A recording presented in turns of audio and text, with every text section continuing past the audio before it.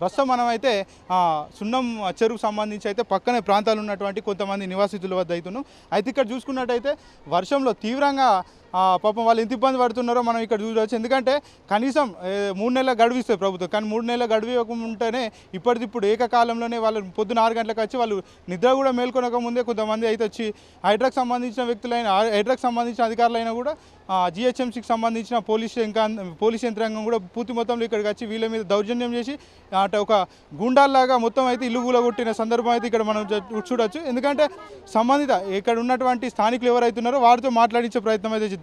చెప్పండి అమ్మా, ఇంత వర్షంలో ఉంటున్నారు, మరి ప్రభుత్వం మిమ్మల్ని చూసి జాలనిపించలేదు? జాలనిపించలేదు సార్, వాళ్ళకు జాలనిపించలేదు, దయ అనిపించలేదు. మేము పండుకున్న పక్కలకి మాకు న్యాయం జరగదాకా ఇప్పుడైతే ఓటు అయితే వేయించుకుండు, మా పేదవాళ్ళ కాడికి అయితే వచ్చి వేయించుకున్నాడు. ఇప్పుడు మాకు న్యాయం జరిగింది, మేము ఎక్కడ పోవాలి సార్? మాకు చిన్న పిల్ల మాకు ఇంత న్యాయం చేస్తే మేము ఎక్కడ వెళ్ళాం. మేము ఇంకా గెలిచేటట్టు చేస్తాం, రేవంత్ రెడ్డి కూడా మళ్ళా గెలిచేటట్టు చేస్తాం. పేదోళ్ళు లేనిది ఎవరు లేరు సార్, పేదోళ్ళ కాడికి కురుకొచ్చి. అంటే రేవంత్ రెడ్డికి వెళ్తే మీకు ఇల్లు వస్తాయని ఓట్లు వేసారు, మరి ఇప్పుడు ఇల్లు వచ్చినాయా? ఇల్లు రాలే. ఇప్పుడు మన రోడ్డు మీద దెబ్బేసిండు కదా, మన రోడ్డు మీద దెబ్బేసిండు, అన్యాయం చేసిండు కదా. మీరు పిల్లలు తల్ల వర్షాలు నాంతున్నాం కదా, ఈ నాంతున్నది అందుకు మీరు ఏది మహిళలు అంటే మహిళల కోసం పాటు పడతామని రేవంత్ రెడ్డి చెప్పిండు కదా, మరి ఇప్పుడు నిండు వర్షంలో మిమ్మల్ని రోడ్డు మీద నిలబెట్టిండు, ఎట్లా చూడొచ్చు అంటారు? మాకు రోడ్డు మీద నిలబెట్టిండు, మాకు రేవంత్ రెడ్డి సార్కు పుణ్యం వస్తుంది, దయ వస్తుంది. మాకు రోడ్డు మీద నిలబెట్టి ఈ వర్షాలను తడుస్తుంటే ఆయన కలికిరా వస్తుంది. ఆయన ఎచ్చగా ఉండి మనల్ని ఆయన తడుస్తుండు, మనల్ని ఎచ్చగబెట్టిండు. ఎచ్చగబెట్టినందుకు మేము గరంతో ఉన్నాము. ఆయన మా చల్లగా నాంతుండు దివనిస్తున్నాం, రేవంత్ రెడ్డిని దివనిస్తుంటే రేవంత్ రెడ్డికి కలికిరా వస్తుంది. కలికిరా వస్తుంటే పిల్లలు తల్లం కడుపుతోటి ఉన్నోళ్ళు, డెలివరీలు అయిన వాళ్ళు, పానం బాలైన వాళ్ళు అందరినీ ఈ గిన్నెలు చెంబులు బయట మాగి సగం నాశనం అట్లా అన్ని పోయినందుకు ఇది రేవంత్ రెడ్డి అన్నకు దండాలు పెడతాం మేము. దండాలు ఆయనకు ఆయన వర్తాల్లో తడిచిపోతుంటే మాకు కలికిరం వస్తలేదు. ఆయన తడుస్తుంటే మాకు కలికిరం వస్తుంది. మేము ఎండకు ఎత్త రూములలో ఉంటుంటే ఆయనకు దుఃఖం వస్తుంది. అట్లా దుఃఖం వస్తుందని మేము రేవంత్ రెడ్డికి పుణ్యం దయచేస్తున్నాం. మాకు న్యాయం ఒక్కటే కావాలి మంచిగా. మళ్ళా ఈసారి మామూలని మళ్ళా ఇంకొకసారి గెలిపియాలంటే గిట ఈ 100 మంది మా ఫ్యామిలీ 100 మందిని ముందుకేసి గెలిపిస్తాం మేము రేవంత్ రెడ్డిని. 10 ఏళ్ళు నేనే ముఖ్యమంత్రి ఉంటా అంటున్నాడు కదా మరి రేవంత్ రెడ్డి. ఉంటాడు మామూలు గెలిపి మాకు న్యాయం చెయ్యి, నీకు గెలిపిస్తాం, నిన్ను గెలిపిస్తాం. గెలిపియకపోతే మళ్ళీ ఏమన్నారు అని మా సంఘం మా వడ్డీ సంఘం తీసేయమని చెప్పు. మా వడ్డీ మేము వడ్డేలో మా వడ్డీ సంఘం మీకు నిన్ను గెలిపేలే అంటే మా వడ్డీ సంఘం ఓట్లు లేని నువ్వు గెలవలేవు నువ్వు గెలవలేవు. మా వడ్డీ సంఘం ఇప్పుడు ఖమ్మంకి ఒక రోజులో వర్షంలో తడిచినందుకే రేవంత్ రెడ్డికి జ్వరం వచ్చింది, మరి మీకు జ్వరాలు రావా? మాకు జ్వరాలు రావా? ఒక్కసారి మేము మాకు జ్వరం రేవంత్ రెడ్డికి జ్వరం రాదు. ఒక్క నిమిషం ఆగండి, రేవంత్ రెడ్డి ఎచ్చగుండు, జ్వరం రాదు, రోగం రాదు, నొప్పి రాదు, ఏం రాదు. మేము తడుస్తాం, మేము ఎచ్చగా మేము రూమ్లలో ఉన్నాం కదా. రేవంత్ రెడ్డి నానిండు కదా, నాంతుండు వర్షంలా నాంతుండు చేస్తుండు, పిల్లలు ఉన్నారు, సన్న పిల్లలు ఉన్నారు.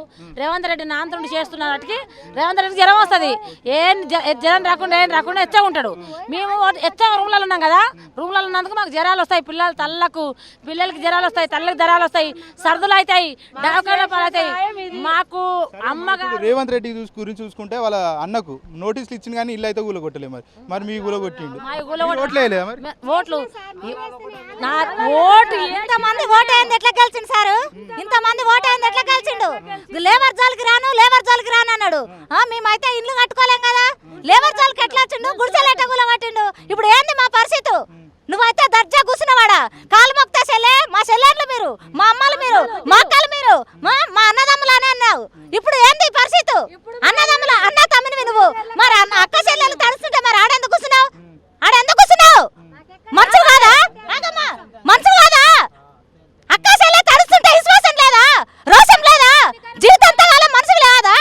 మరి కేసీఆర్ చేయలేడు మాకు అన్ని ఏదేదో అబద్ధ మాటలు సాడి మాటలు చెప్పి నువ్వైతే గెలిపించుకున్నావు. నువ్వు గెలిచి సంవత్సరం కాలే ఆడ మొత్తం లేబర్ నింత బాధ పెడుతున్నావు. ఉన్నాళ్ళని ఏదైనా చెయ్యి, న్యాయం అనుకుందాం. లేబర్ కాడికి ఎందుకు వచ్చినావు? లేబర్ జోలికి ఎందుకు వచ్చినావు? మేమేం కబ్జా చేసుకున్నామా? ఇది ఇల్లు కట్టుకున్నామా? 4 అంతస్తులు ఇల్లు కట్టుకున్నామా? 5 అంతస్తులు ఇల్లు కట్టుకున్నామా? చెప్పకుండా చేయకుండా సడన్గా వచ్చి గుడిసెలు కూలగొట్టిరు, అందులో సామాన్ మొత్తం పోయింది. ఇప్పుడు ఏదైనా తిన్నికి వండుకుందామంటే కూడా ఏది గతలేదు, కట్టుకునే బట్టల మీద ఉన్నాము. ఏంది న్యాయము? మాకు ఇవన్నీ ఏది లేకున్నా సరే మాకు ఇప్పుడు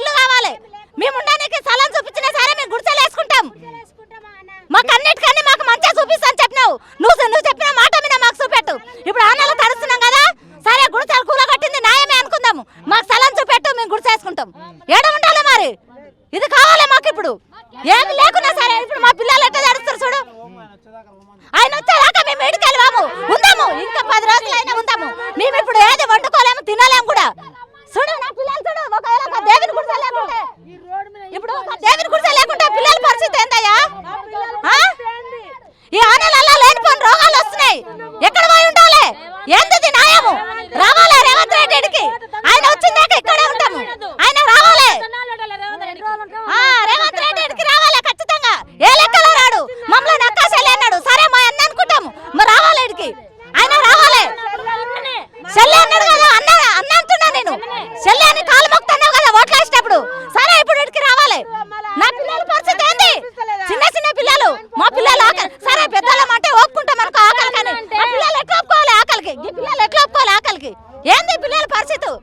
అంటే కేసీఆర్ నాశనం చేసిండని రేవంత్ రెడ్డి అంటున్నాడు. మరి నిజంగా కేసీఆర్ మాకు న్యాయం చేయలేదు, పాపం చేయలేడు. ఆయన న్యాయం చేయలేడు. మాకు రేషన్ కార్డు ఇచ్చిండు, ఇంకా ఆధార్ కార్డు ఇచ్చిండు. గిట్లా కాదు బిడ్డ, ఇట్లా బతుకమని చెప్పిండు. మొగడు చచ్చిపోయినందుకు నెలకు 2000 పింఛన్ ఇచ్చిండు. నువ్వేమి ఇచ్చినావు? 2500 ఇస్తా అన్నాడు కదా రేవంత్. ఏది